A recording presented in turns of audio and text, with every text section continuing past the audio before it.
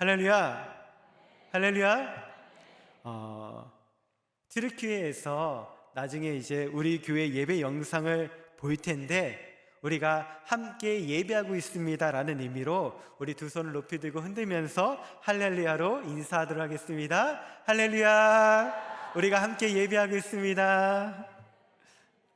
네, 오늘 저는 여러분들과 신앙의 단계라는 제목으로 다니엘서 3장 16절에서 18절 말씀을 가지고 은혜를 나누도록 하겠습니다. 한번 따라해 보겠습니다. 신앙의 단계.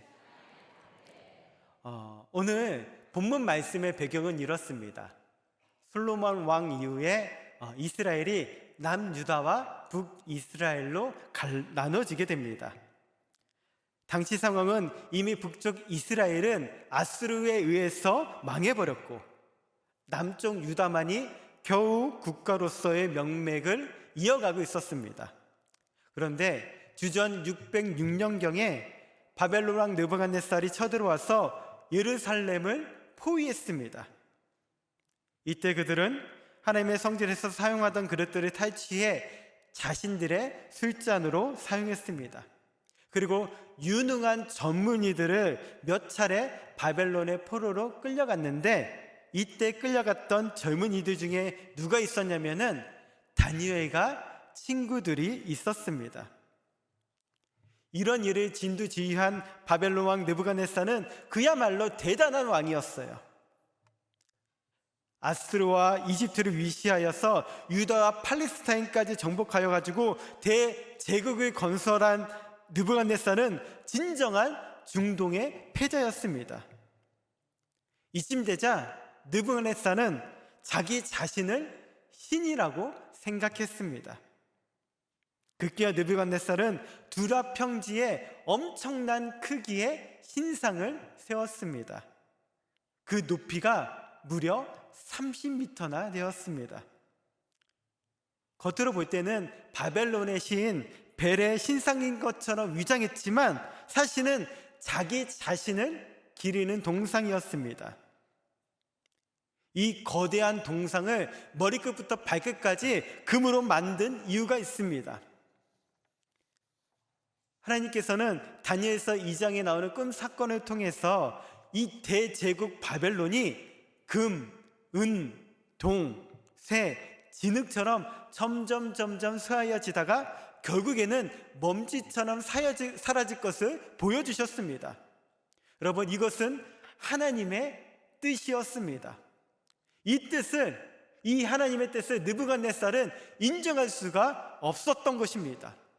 어떻게 해서 세운 제국인데 무너진단 말입니까?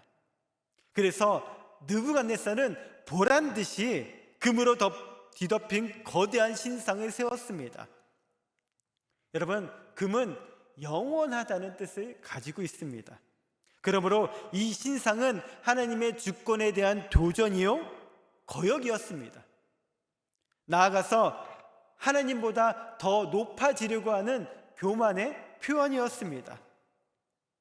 그는 여기서 멈추지 않았어요. 온 백성이 그 신상 앞에 절하도록 명령했습니다. 분위기를 고조시키기 위해서 나팔과 피리, 수금 등 각종 악기들을 동원했습니다. 그 악기 소리가 들릴 때 일제히 절을 하라는 것이었습니다. 절하지 않는 자는 맹렬히 타는 풀무불에 던져 넣겠다고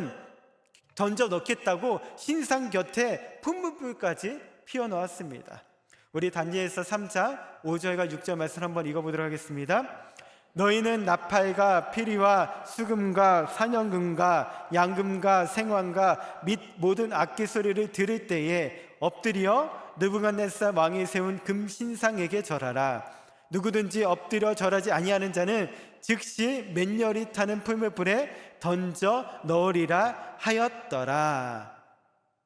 여러분, 이러한 상황에서 당시 살아있는 신이라고 불리우던 그 느부갓네살 왕의 명령에 불복할 수 있는 사람은 단 한 명도 없었습니다. 누가 그 풀무불 앞에서 감히 딴 생각을 할 수 있겠단 말입니까? 모든 백성이 그 신상 앞에 엎드려 절했습니다. 다니엘서 3장 7절 말씀입니다. 모든 백성과 나라들과 각 언어를 말하는 자들이 나팔과 피리와 수금과 사명금과 양금과 및 모든 악기 소리를 듣자 곧 느부갓네살 왕이 세운 금신상에게 엎드려 절하니라. 그런데 의외의 사건이 터집니다. 이 금신상 앞에 엎드리지 않고 꼿꼿이 서 있는 자들이 나타났기 때문입니다. 바로 다니엘의 친구들인 사드락과 메삭과 아벳느고였습니다.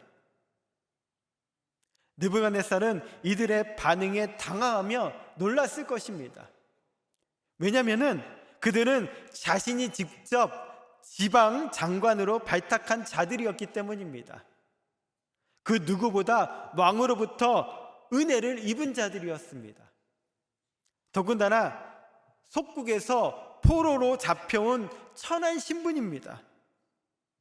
다른 사람들은 몰라도 그들이 왕의 명령에 거역할 것이라고는 꿈에도 생각하지 않았습니다.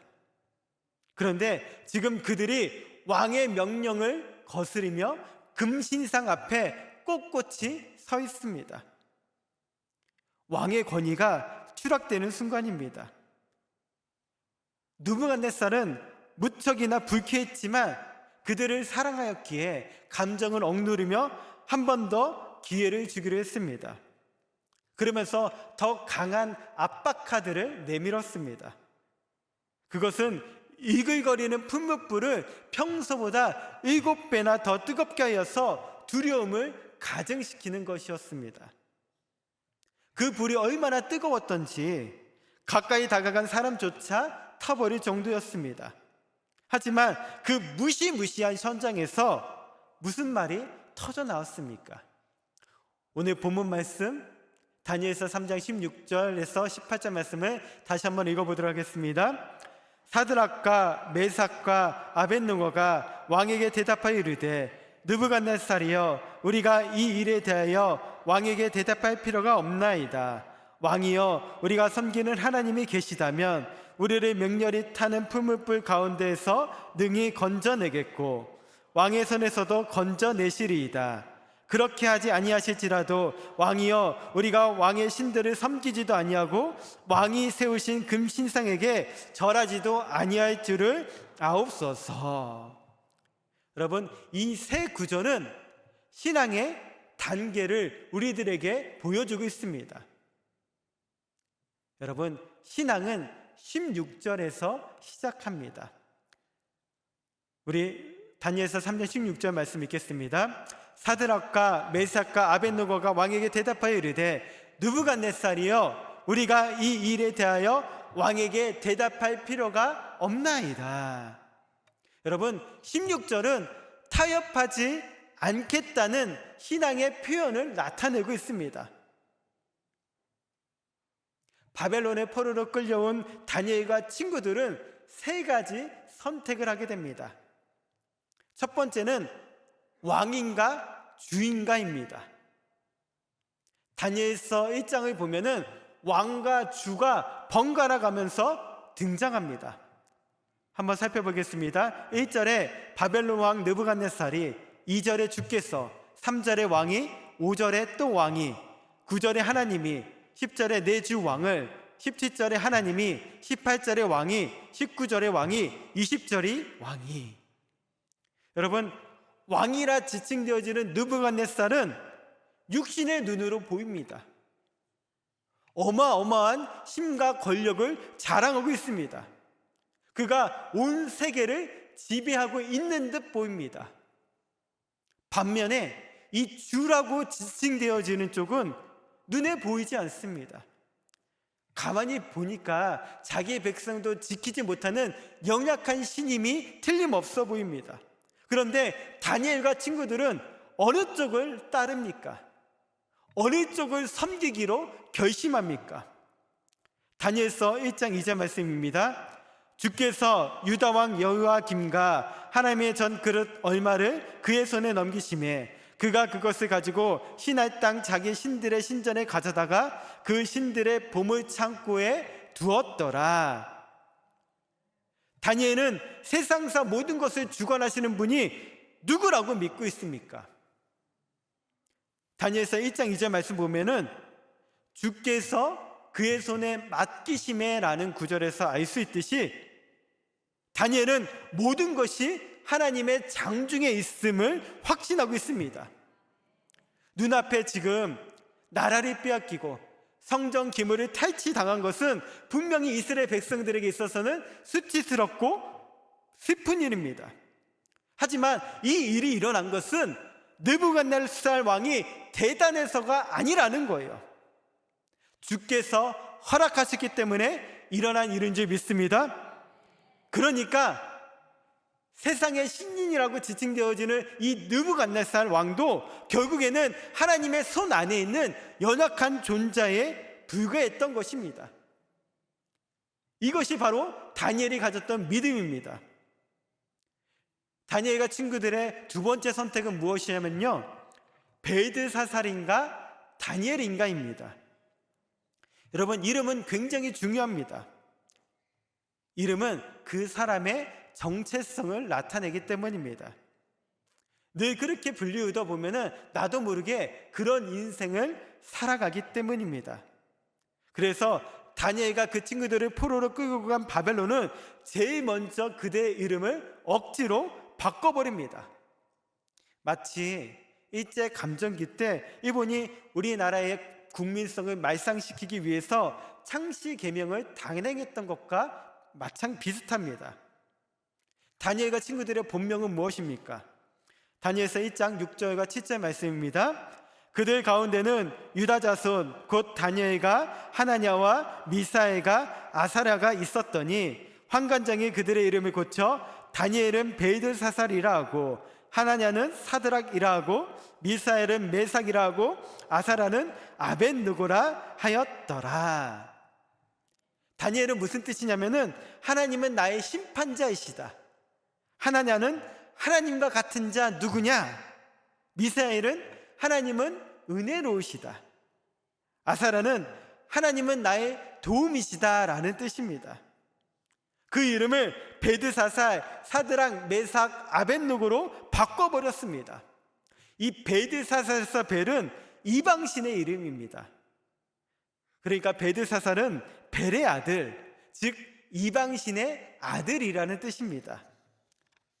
사드락에서 락 역시 이방신의 이름입니다.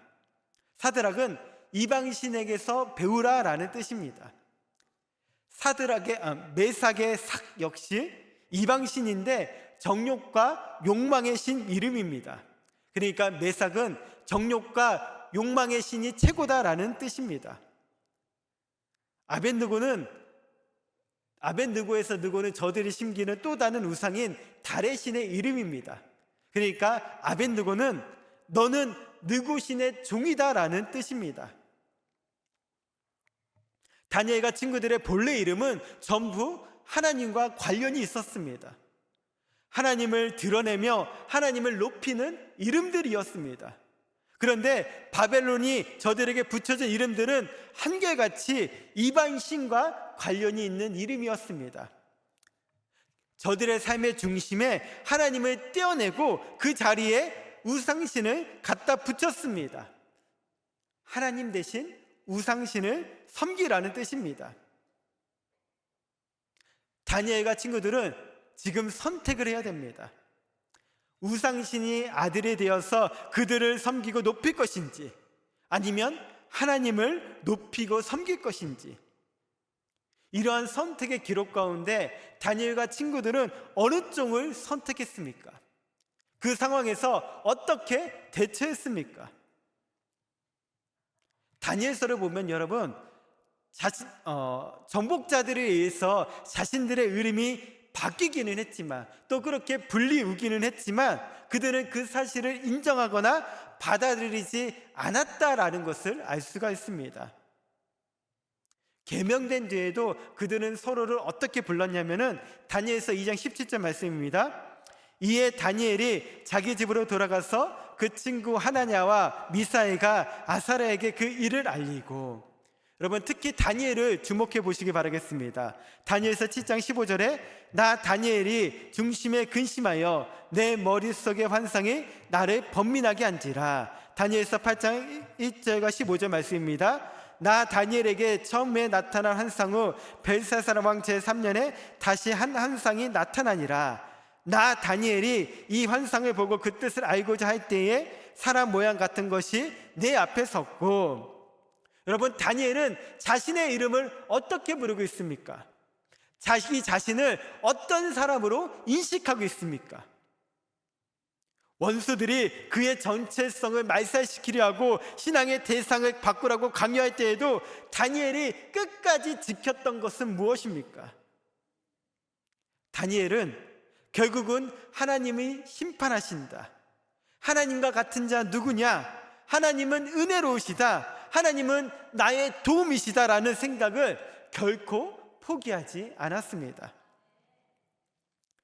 세 번째 선택은 무엇이었냐면요, 육식인가 채식인가 하는 선택이었습니다. 다니엘서 1장 10절 말씀 한번 읽겠습니다. 환관장이 다니엘에게 이르되 내가 내 주 왕을 두려워하노라. 그가 너희 먹을 것과 너희 마실 것을 지정하셨거늘 너희 얼굴이 초췌하여 같은 또래의 소년들만 못한 것을 그가 보게 할 것이 무엇이냐. 그렇게 되면 너희 때문에 내 머리가 왕 앞에서 위태롭게 되리라 하니라. 느부갓네살 왕은 다니엘과 그의 친구들에게 먹을 것과 마실 것을 하사했습니다. 그리고 환관장에게 왕이 내려준 음식을 그들에게 먹이도록 명령했습니다. 만일 그 명령을 어기면은 환관장의 목이 위태롭게 될 정도의 무서운 명령이었습니다. 당시 왕이 먹었던 음식은 다음과 같습니다. 열왕기상 4장 22절과 23절 말씀입니다. 솔로몬의 하루 음식물은 가른 밀가루가 30고리요, 굵은 밀가루가 60고리요, 살찐 소가 10마리요, 초장의 소가 20마리요, 양이 100마리며 그 외에 숫사슴과 노루와 암사슴과 살진 새들이었더라. 여러분, 옛날에는 육식이 최고의 메뉴였습니다. 그래서 왕의 음식은 포도주를 곁들인 육식을, 가난한 사람들은 채식을 주로 했습니다. 육식인가 채식인가?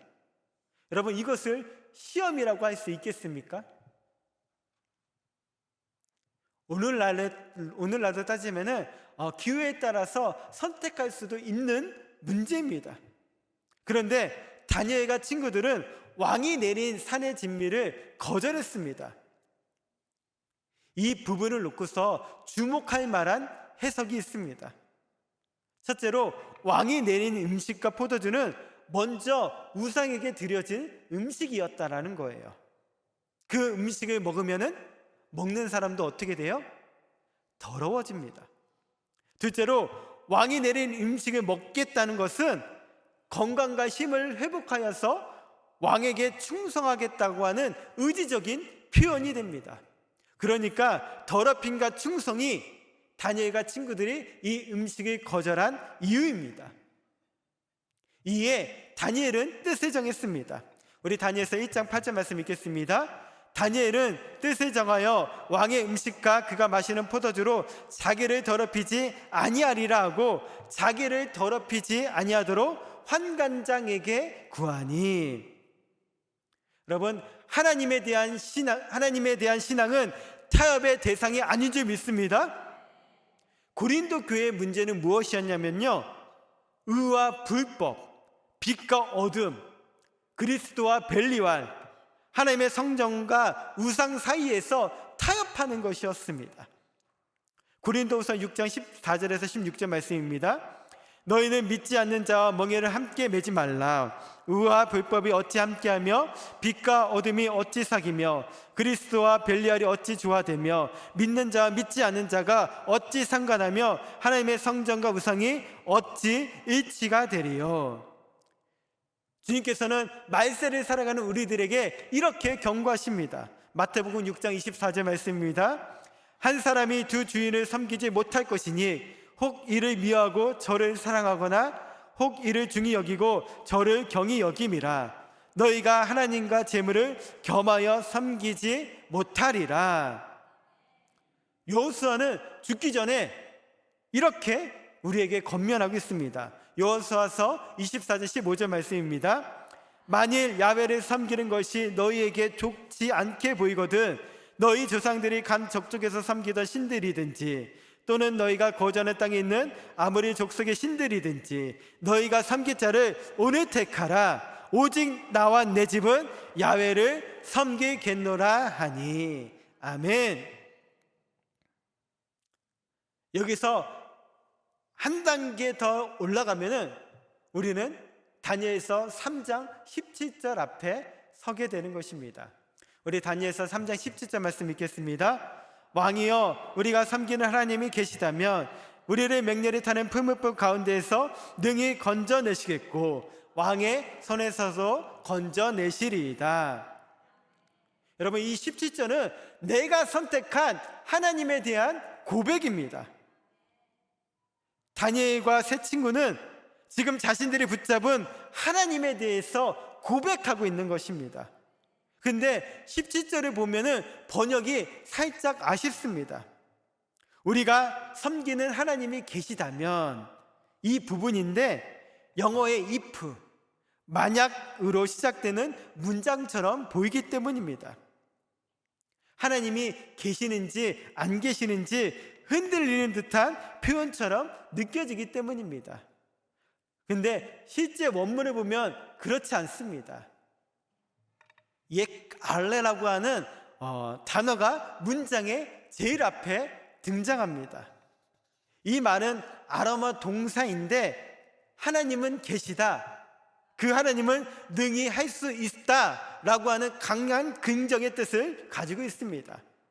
이 동사가 특이하게 문장의 제일 앞부분에 배치되어 있어요. 그래서 이 문장은 강조형 문장입니다. 그 어떤 의심이나 흔들림도 찾아볼 수가 없습니다. 그래서 다시 해석하자면은 하나님은 계신다.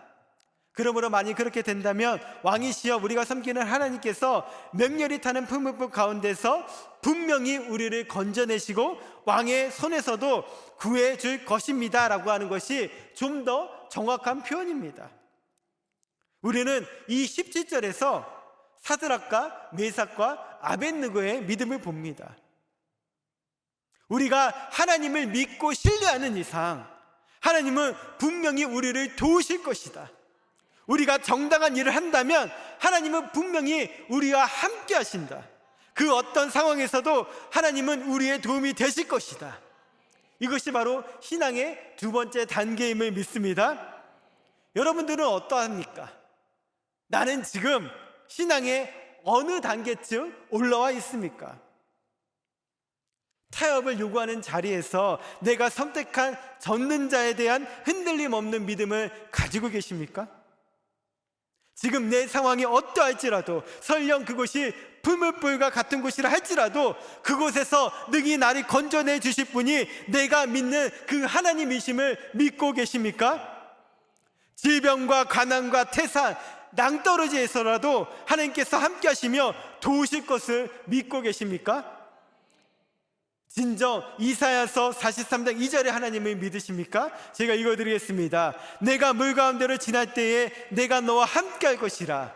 강을 건널 때에 물이 너를 침몰하지 못할 것이며 내가 불 가운데로 지날 때에도 타지 아니할 것이요 불꽃이 너를 사르지도 못하리라. 그런데 여러분, 이 단계가 끝이 아닙니다. 다니엘의 세 친구들의 고백은 18절에서 그 정점을 이룹니다. 다니엘서 3장 18절 말씀 읽겠습니다. 그렇게 하지 아니하실지라도 왕이여, 우리가 왕의 신들을 섬기지도 아니하고 왕이 세우신 금신상에게도 절하지도 아니할 줄을 아옵소서. 여러분, 17절의 분위기와는 완전히 다릅니다. 왜냐하면 그렇게 하지 아니하실지라도 라는 부분 때문입니다. 여러분, 우리가 왜 신앙생활 합니까? 왜 사시사철 꽃 구경, 단풍 구경 한 번 가지 않고 하나님 앞에 나와서 예배합니까? 경제적으로 풍요롭지도 않은데 왜 구별하여 11조를 드리고 교회 구석구석에서 봉사하고 계십니까? 여러분, 혹시 말입니다. 정말로 혹시 내가 하나님을 부를 때, 내가 하나님을 필요로 할 때 나이 좀 도와주면 좋겠다라고 하는 바람이 우리 마음속 깊은 곳에 숨겨져 있지는 않으십니까? 내가 지금 믿음으로 살면 하나님은 내 우편에 그늘이 되어주시고 질병에서 지켜주시고 사업도 잘 되고 자녀들도 형통하게 해주실 것이라고 하는 기대 때문이 아닙니까? 여러분, 이것은 틀린 믿음이 아니에요. 근데 진짜 문제는 무엇이냐면요, 내가 믿는 그 하나님이 항상 내 기대에 부응해 주시지는 않는다는 것입니다. 하나님이 내가 정확히 원하는 시간에 내 마음의 소원을 들어주시는 일은 별로 없습니다. 오히려 그 반대의 경우가 더 많습니다. 여러분, 그때마다 사람들은 어떻게 반응합니까? 아브라함의 아내 사라는 장막대에서 하나님을 향하여서 코수둠을 쳤습니다. 욥의 아내는 하나님을 욕하고 죽으라고 저주했습니다. 광야에서 이스라엘 백성들은 금송아지를 만들고 너희를 애굽 땅에서 인도해낸 너희의 신이로다 라고 말하면서 하나님을 배신했습니다. 다윗은 내 하나님이여 어찌하여 나를 버리셨나이까, 어찌하여 나를 멀리하여 돕지 아니하시나이까 라고 부르짖었습니다. 하박국은 어찌하여 지하에 판이 치는지 알려달라고 하나님께 호소했습니다. 그들은 한결같이 하나님에게 어떤 기대를 품었습니다. 전능하신 하나님이 도와주실 것이다, 놀라운 일을 행해 주실 것이다, 나를 건져내 주실 것이다, 지키고 고쳐주실 것이다, 채워주실 것이다, 합격시켜 주실 것이다, 이런 기대를 품고 하나님을 믿고 헌신했는데 막상 내가 원하는 때에 하나님은 오시지도 나타나지도 역사하지도 않으셨습니다. 그 실망의 표현이 앞의 말과 행동으로 나타난 것입니다. 그런데 사드락과 메삭과 아벳느고는 어떠했습니까? 그들은 풀무불 앞에서 그야말로 그리 아니하실지라도 라는 자세를 취하고 있습니다. 하나님이 도와주지 않으셔도, 손을 들어 구원해 주지 않으셔도, 내 바람을 외면하셔도 그리 아니하실지라도 전혀 상관하지 않겠다, 섭섭해하거나 불평하거나 낙심하지 않겠다라고 말합니다. 이런 그들의 고백에는 하나님을 흥정의 대상으로 삼지 않겠다라는 뜻이 담겨져 있습니다. 그러니까 하나님이 내게 뭘 해주는 분이시기 때문에 내가 믿고 따르고 경배하는 것이 아니라는 것입니다. 이미 하나님에게서 받은 것이 너무 크고 많아서 이미 받은 것으로 족하다, 지금 내 하나님은 경배받기에 합당하신 분이시다, 그분이 주고 안 주시고는 역사하지 않으시고는 내 영역이 아니다, 전적으로 그분의 뜻이다, 단지 나의 찬양과 경배를 받으시기에 합당하신 분이기 때문에 내가 지금 하나님을 예배하는 것이다, 이런 신앙과 고백이 다니엘의 친구들의 신앙 고백에 담겨져 있습니다. 여러분, 왜 예수님을 믿습니까? 왜 하나님을 경배합니까? 혹시 무엇인가를 기대하기 때문입니까? 여러분, 이미 하나님은 우리에게 많은 것을 주셨습니다. 목숨을 주셨고 독생자를 주셨습니다. 우리를 죄 가운데서 건져내 주시고 자녀 삼아 주셨습니다. 여기서 끝이 아닙니다. 우리를 왕같은 제사장 자리에까지 앉혀주셨습니다. 하나님은 아낄 것 없이 다 주실 준비가 돼 있습니다. 오늘 말씀의 결론을 맺도록 하겠습니다. 하박국은 처음에는 이런 하나님의 마음을 몰랐습니다. 악인들이 잘 되고 불의가 판치고 의인이 고난당하는 세상을 바라보면서 하나님을 향해서 원망과 불평을 쏟아냈습니다. 계속해서 왜를 반복했습니다. 그렇던 그가 나중에 하나님의 음성을 듣고 하나님의 마음을 알게 되었습니다. 하박국이 그제서야 다음과 같은 고백을 합니다. 하박국 3장 17절에서 19절 말씀입니다. 비록 무화과 나무가 무성하지 못하며 포도나무에 열매가 없으며 감람나무에 소출이 없으며 밭에 먹을 것이 없으며 우리의 양이 없으며 외양간에 서가 없을지라도 나는 야훼로 말미암아 즐거워하며 나의 구원의 하나님으로 말미암아 기뻐하리로다. 주 야훼는 나의 힘이시라. 나의 발을 사슴과 같게 하사 나를 나의 높은 곳으로 다니게 하시리로다. 이 노래는 지혜하는 사람을 위하여 내 수금에 맞춘 것이라. 무화과 나무에 잎이 마르고 포도나무에 열매가 없고 감람나무에 소출이 없으며 우리의 양이 없고 외양간에 소가 없어도 야훼 한 분만으로 만족하고 기뻐합니다. 왜냐하면 주는 나의 힘이시기 때문입니다. 다니엘의 세 친구들이 하나님을 향하여서 그렇게 하지 아니하실지라도를 외쳤을 때 하나님은 세 친구들이 던져진 풀무불 속으로 뛰어오셨습니다.